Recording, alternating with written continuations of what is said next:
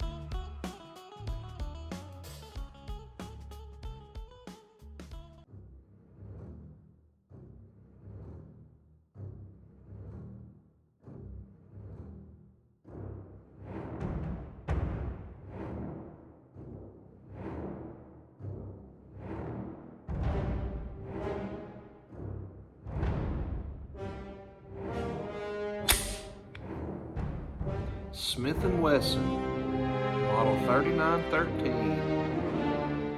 Where do I begin? So, this gun was given to my dad a long time ago, probably 25 years ago. I was probably about 13, 14 years old when I remember him getting it. And it was given to him by a former chief of police back home where I'm from. And ever since I first laid eyes on it, I was in love with the gun. Loved the way it looked. I'm gonna try to keep this one fairly short because I know you all, hopefully you all watched all the stuff prior to me talking.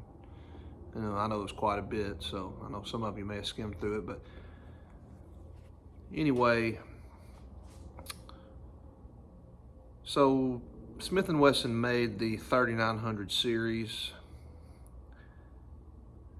and they made a tactical version of this pistol, and they made a Lady Smith version of this pistol.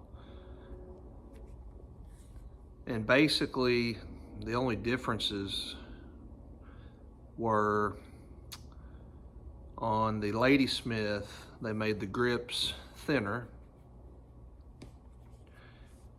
and maybe the gun itself a little bit lighter, maybe. But the tactical version, there wasn't a whole lot of differences.